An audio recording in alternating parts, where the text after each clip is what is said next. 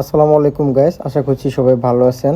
আজকে আছি হযরত শাহজালাল আন্তর্জাতিক বিমানবন্দরে। আমি আপনাদেরকে আজকে দেখাবো কিভাবে আপনি বিদেশ যাওয়ার সময় আপনি আপনার গেট নাম্বার অথবা চেকিং বেল্ট খুঁজে বের করবেন এবং সেই দিক দিয়ে ভিতরে প্রবেশ করবেন।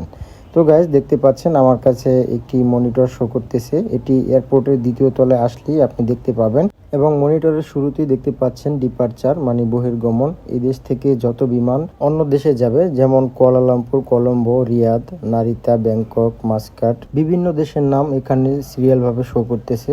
তো আপনি যে দেশে যাবেন, যেমন আমি ধরে নিলাম আপনি শারজা যাবেন, দুবাই, সেক্ষেত্রে আপনাকে প্রথমে খুঁজে বের করতে হবে আপনি কোন গেট দিয়ে ঢুকবেন। তো আমি আপনাদেরকে দেখিয়ে দিচ্ছি। সেজন্য আপনাকে প্রথমেই একটি কাজ করতে হবে, সেটি হবে আপনার টিকিট নাম্বার থেকে আপনার ফ্লাইটের নির্ধারিত সময়টি বের করতে হবে। আমি ধরে নিলাম আপনার শারজা ফ্লাইট নাম্বারটি হচ্ছে 21:40, তার মানে আপনার সম্ভাব্য সময় 23টা, মানে রাত্র 11টা। তো আপনার এন্ট্রি গেট হচ্ছে 3 নাম্বার। গেট নাম্বার 3 হলেও এক্ষেত্রে অনেকে ভুল করে থাকে। টার্মিনালের বাইরে যে গেট নাম্বারগুলো দেওয়া থাকে 1, 2, 3, 4, 5, 6 এরকম যত গেট নাম্বার আছে, এই গেটগুলো মূলত চেকিং গেট না, এটি হচ্ছে এয়ারপোর্ট টার্মিনালের প্রথম গেট। এই গেট দিয়ে ভিতরে প্রবেশ করি সামনে দেখতে পারবেন কাউন্টার আছে, যেখান থেকে আপনি আপনার বোর্ডিং পাস সংগ্রহ করবেন, অথবা আপনি আগেই জেনে ভিতরে প্রবেশ করতে পারবেন।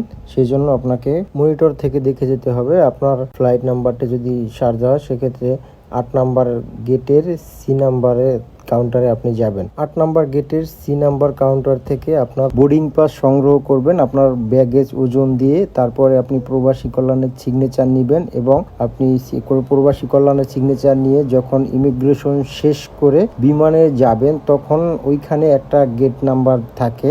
পূর্বে আপনি মনিটরে যেই গেট নাম্বারটি দেখে আসছিলেন 3 নাম্বার, অথবা এখানেও মনিটর থাকবে, সেখান থেকে আপনি দেখে তারপরে ভিতরে প্রবেশ করবেন। এবং এক এক দিন এক একটা আলাদা আলাদা ভিন্ন ভিন্ন গেট নাম্বার দেওয়া থাকতে পারে, এটা সব সময় পরিবর্তনশীল। তো আপনারা এসেই চেক করে নেবেন এবং সিরিয়াল বাই সিরিয়াল ওই গেট দিয়ে আপনি বিমানের জন্য অপেক্ষা করবেন। আপনার বিমানটা যখন আসবে তখন আপনি ওই গেট দিয়ে আপনি সরাসরি আপনার বিমানে চলে যেতে পারবেন। আর একান্তই আপনি যদি কোনো কিছু না বোঝেন, সেক্ষেত্রে আপনি এয়ারপোর্টের ভিতরে ঢুকে অভ্যর্থনা কেন্দ্র আছে, সেখান থেকে আপনি চাইলে সাহায্য নিতে পারেন।